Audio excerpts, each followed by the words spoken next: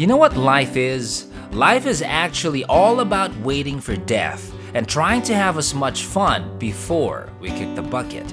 Here, folks, is another thing you can play with while waiting for the inevitable. Bawat sandali naaalala ang mga pinagsaluhang ngiti at mga pagdurusa,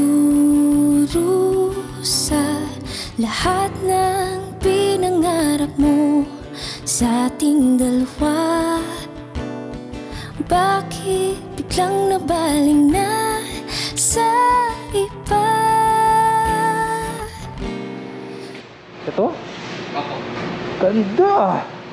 I don't know anyone who hasn't taken a second look at this bike after seeing it for the first time. I got mixed reactions from, "Hey, nice, is that a new smaller BMW GS?" Or, "Hey, which multistrada is that?" Or, "Is that an XR1000R?" You know, I honestly don't know if CF Moto will take such remarks as a compliment or get offended. But how they will feel is inconsequential to how people will potentially react when they actually ride the CF Moto 800 MT.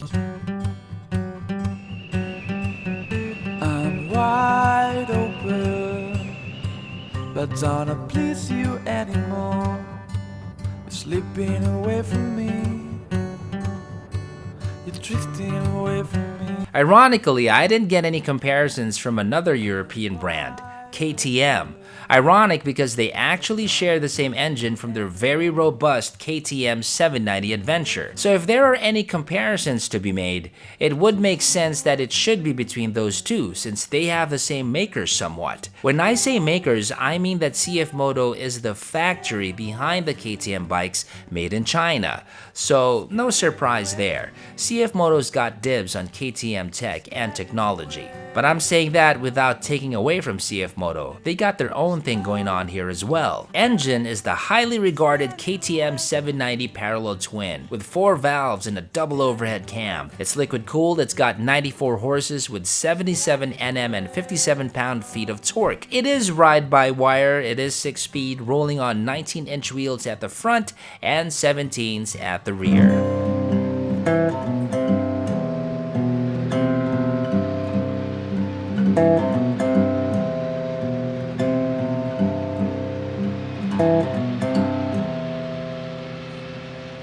So right now, I'm going to tell you with my time with this so far, masasabi ko sa value niya and where it's standing with all of these things na kasama sa bike, this is one of the best deals you can get out there if you're talking about an adventure bike. Before I forget, I just want to commend the lights. At the price that you're getting in this range, meron siyang parang daylight sensor. Kunyari, daylight ka, di ba? Biglang napasok ka sa tunnel, bigla siyang iilaw. Look at what you get. May fog lamps ka na. You got wheels, spoke wheels already. So it's slapped on with max tires. That's a good thing. Skid plate, so it is off-road friendly.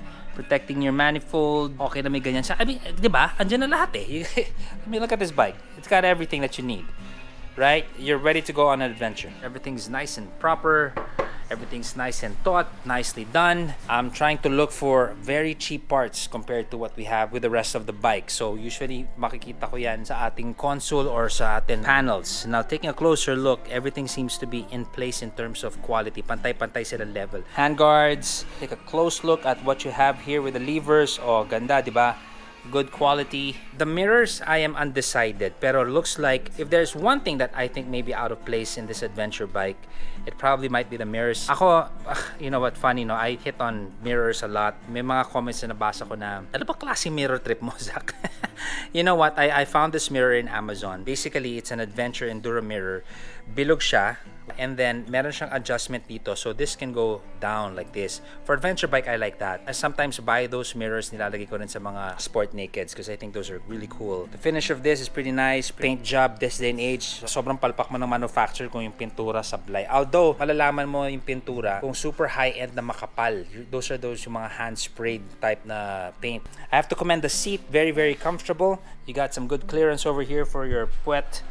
And actually dito siya super comfortable. Dito medyo tumitigas na siya. Well, because of the length of my legs in relation to the seat and the height with the floor, di naman ako nagkakaroon ng IB effect or ipit betlog. Wala akong ganung issue. The quality of this is also very, very good. So maraming pluses yung CF Moto 800 MT. Pillion seat is also comfortable, although mas on the stiff side siya compared to sa dito. Ito malambot talaga for the rider or the driver. And then your pillion will have a stiffer experience sa kanyang puwet. Little detail here with the CF Moto for your backers. Meron kang cushion or padding for the pillion dito sa box. You got panniers. Let's scrutinize the panniers really quick. What I appreciate about the panniers is that meron siyang uka dito, which means you can now have the bags closer to the body, so hindi siya parang masyadong usle, diba? So you got that thing going on there, which I think is great. In terms of quality, let me show you what you got in here. That's what you get. It's a little box. My goodness. Face mask. Matabing at. Yeah! Dai! Peng alcohol! Okay, can't be too sure in this day and age. Lagyan ng alcohol. Dito, ma-appreciate ko sa helmet. You know, some people are wary with the stock boxes, di ba? Parang some say, manufacturer, nag-scrimp yan, di ba? But look at the detail. Meron rin siyang inner lining. See? That's nice detail that CF Moto did. Yung ibang boxes, rekta bakal eh, di ba? So this one, they put inner lining. And if you feel it, para siyang mamahaling lining. Hindi siya parang felt paper na mapupunit na mabibili mo sa National Bookstore. It is aluminum because hindi siya Japex aluminum. Yung rivets niya talaga may saysay. So those are the rivets. You have the rivets in the back, in front of where that is. So ano ba yung purpose of rivets? It's where the thing joins, diba? Sa aluminum sheet metal. Now, I have this suggestion for box manufacturers, and I've always wondered why they haven't done this. Now, feel free to correct me. Bakit walang gumawa ng box na pure carbon fiber? Magiging magaang siya. You don't need to deal with these rivets. Kasi itong mga rivets na to, dyan pwede pumasok ang tubig eh. And through vibration, and sometimes because nagva-vibrate yung mga joints niyan, like this part, that can loosen up. At dyan nagkakaroon ng structure failure. Quality of this one is pretty good aluminum, pretty good shape, but that's the telling factor. You know, you got good quality aluminum. The lighter it is, the better, diba, for the bike. Of course, you can fit a full face helmet. Shadag, easily. And not only that, Dai, chinelas na blue. Chinelas check for reference. And ngayon full face at kasha din ang isang chinelas. Actually, you can put a lot of chinelas in the side. But just so you understand, full face helmet, I am an XL or sometimes XXL, depende po sa brand. But so you see size 11, that's how it goes. Right. Okay, now let's look at the side pannier. So that's where I put my jacket. Same thing, you know, meron siyang inner lining, which I really dig. Thank you, CF Moto, for adding this lining. So that's pretty spacious. So chinelas check. Look at how big this is. Yan, no? Size 11. Oh. Ha? Yan yung laki niya. That's where you access the seats. Ooh, buti na lang. Very easy access on the battery. And to get under here, we have to take out the Allen wrench so we can take this out. Dai, mo naman dito sa makina. We are very thorough. Pwede ko lang baklasin yung buong motor, gagawin ko. Pero ba't ko naman gagawin yun? Okay, let's take a look. And pretty much, this is what we get. So you got a wire here for the socket, and I don't know why there's a wire to the seat. Could it be a warmer of sorts? But that's what you get under airbox. So layout is pretty okay. Okay, so one of the crowning glories or one of the best things na in-offer ng CF Moto, at least with some of their bikes, is the fact that they put or can give you good quality TFT display. Look at that. Ha? Oh, ha? Alam mo dati, para magka-TFT display yung motor mo, abot ng milyon. Ganun range yung mga bikes. Ngayon, look at this. We are at a little over 500,000. Meron ka ng ganito, di ba? Whereas you have other bikes in this price range and medyo bland yung ibang mga gauges nila. How big is that TFT display? Let's fire it up, and for a matter of reference, here's my chinelas. See? Ang laki, di ba? That's a huge, very, very big TFT display. You're gonna see so much there. Right? Now, this is very easy to operate. Lahat nasa kaliwa. So, ito yung information natin. You have your trip 1, odometer, fuel economy, trip 2, all in one page. Diba? Got your modes. I've been in sport the whole time. So, meron din telephone connectivity. As you can see, there's a phone icon over there. There you go. You got some navigation going there too. Press it long. So, you got your settings. Meron kang drive mode. So, you have sport and you have rain. You got 2 modes. And I've been in sport the whole time. Let's keep it that way. I think that's what it is. That little socket dun sa nakita natin sa seat kanina, that's for seat heating, connections. All of these things that you can find in adventure bikes na nasa millions of pesos, it's all here, diba? In this little package. So yan, there's language. Now, if you are a reviewer, tas kilala mo yung next reviewer, tapos kung bad trip ka dun sa reviewer na yon, pwede mo lagay sa Chinese. Let's hear the horn.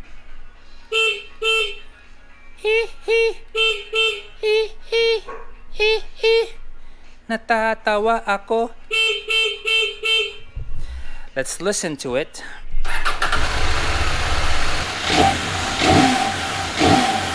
Very, very responsive.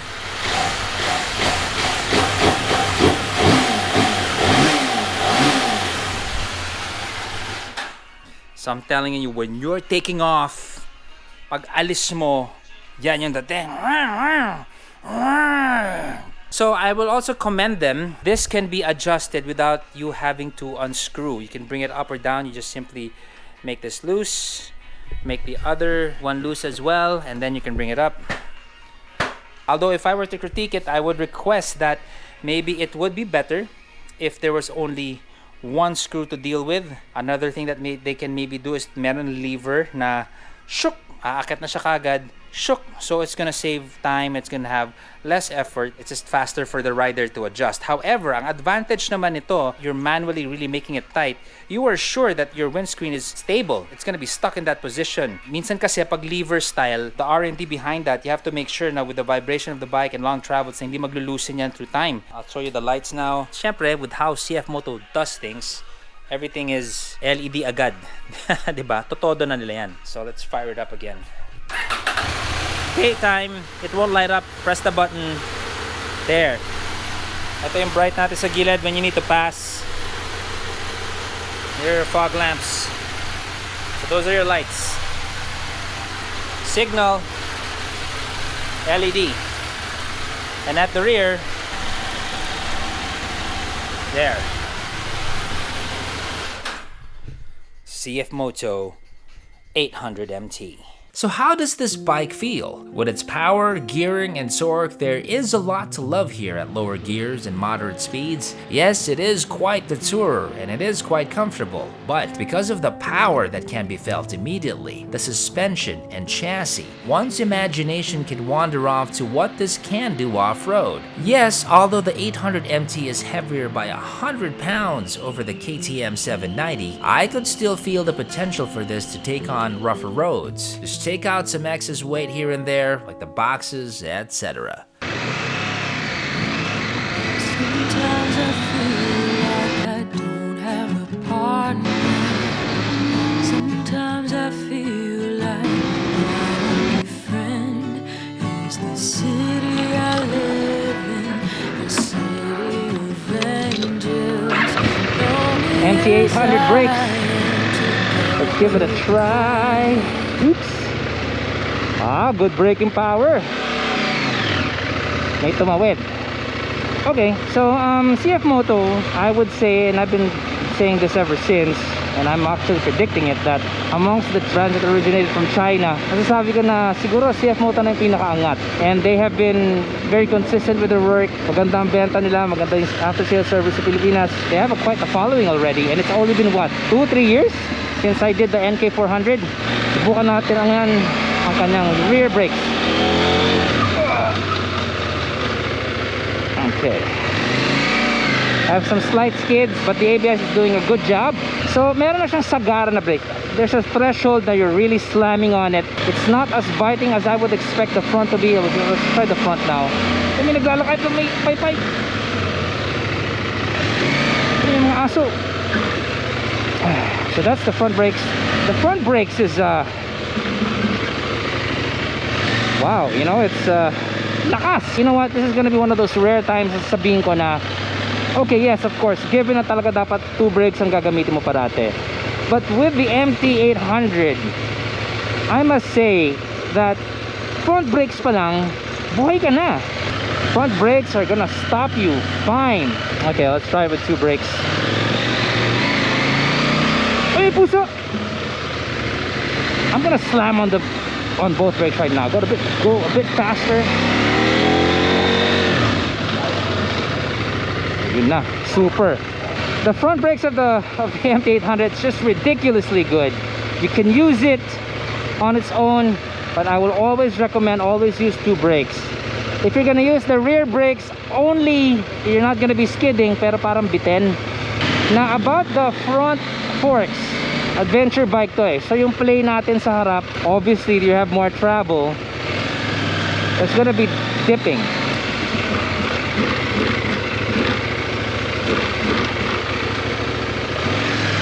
Whereas if you have really high performing forks, when you're braking, it's gonna gently dip. It's a bit jarring. But by all means, hindi po siya deal breaker. I mean, how can you complain at its price point, diba? Last time, eh, pusa! Sitting pusa. Hey, kitty, kitty, kitty, kitty.